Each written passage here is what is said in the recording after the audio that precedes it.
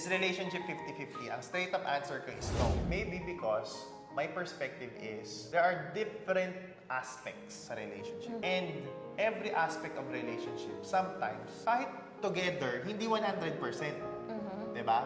So, it fills in every aspect of your relationship. Pero hindi din naman talaga siya nagiging 100% in total. So, hindi siya 50-50 kung ang basihan is 50% ba sa babae, 50% sa lalaki. Iba-iba. Pwedeng sa aspeto na to, mas mataas ako, mas mababa ka. Pwedeng sa aspeto naman na iba, mas mataas ka, mas mababa ako. Hindi din kami nakakabuo ng 100%. Diba?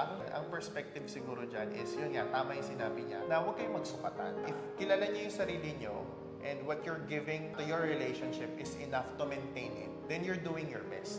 Not unless you're doing something para magkaroon ng hindi magandang effect dun sa relationship. Yeah. So you always try to contribute to your relationship. Yes. Hindi para masira yung relationship Correct. nyo. When you start trying to do something na makakapagpasama sa relationship nyo, maghiwalay na lang kayo. Diba? When you're in a relationship, you always try to complete each other. Hindi dapat kayo gagawa ng bagay na makakapagpasama.